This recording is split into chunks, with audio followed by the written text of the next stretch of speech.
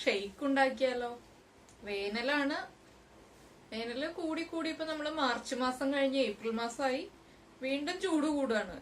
ഇപ്പൊ നമുക്ക് പൈനാപ്പിളും എല്ലായിടത്തും അവൈലബിൾ ആണ്, അതുപോലെ പപ്പായ ഇപ്പൊ അവൈലബിൾ ആണ്. നമ്മുടെ വേനലാകുമ്പോ പപ്പായും പൈനാപ്പിളും ഒക്കെ എല്ലായിടത്തും ഉണ്ടാവാറുണ്ട്. പൈനാപ്പിളും പപ്പായ യൂസ് ചെയ്തിട്ട് നമുക്ക് വളരെ ഈസി ആയിട്ടും അതുപോലെ നല്ല ടേസ്റ്റിയുമായിട്ടുള്ള ഒരു ഷെയ്ക്ക് റെഡിയാക്കാം. ഇപ്പൊ നമ്മള് പൈനാപ്പിൾ പപ്പായ ഷെയ്ക്കിൽ ഞാൻ പഞ്ചസാര യൂസ് ചെയ്തിട്ടാണ് ചെയ്യുന്നത്. അപ്പൊ പഞ്ചസാര യൂസ് ചെയ്യാൻ താല്പര്യം ഇല്ലാത്ത ആളുകൾക്ക് തേൻ ചേർത്തിട്ടാണെങ്കിലും ഷേക്ക് ഉണ്ടാക്കാം. അത് നമ്മുടെ ചോയ്സ് അനുസരിച്ചിട്ട് നമുക്ക് മധുരത്തിന് തേനോ കൽക്കണ്ടോ അതുപോലെ ഷുഗറോ ഏത് വേണമെങ്കിലും ആഡ് ചെയ്യാം. അപ്പൊ എങ്ങനെയാണ് നമുക്ക് പൈനാപ്പിൾ ഷേക്ക് ഉണ്ടാക്കുന്നത് നോക്കാം.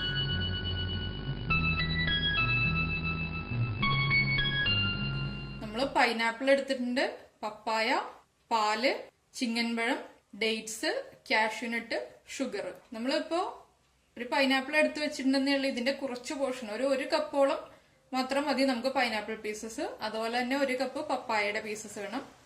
പിന്നെ നമ്മള് പാല് എല്ലാ സ്മൂത്തിയിലും നമ്മൾ ചെയ്യുന്ന പോലെ തന്നെ നന്നായിട്ട് ബോയിൽ ചെയ്ത് തണുപ്പിച്ചെടുത്തതാണ്. നമുക്ക് ഒരു ചിങ്ങമ്പഴത്തിന്റെ പകുതി പോർഷൻ മാത്രമേ ആവശ്യമുള്ളൂ.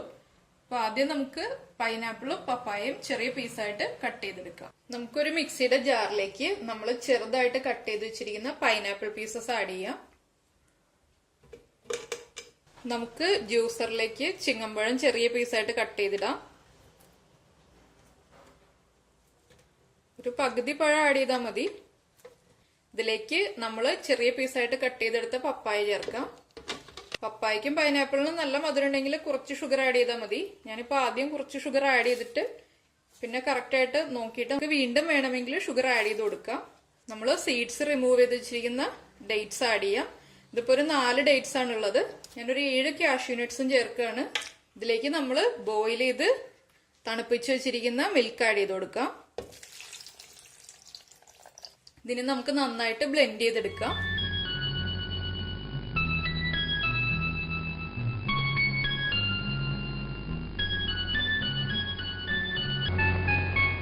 സ്മൂത്തി നമുക്കൊരു സെർവിംഗ് ഗ്ലാസ്സിലേക്ക് ഒഴിക്കാം.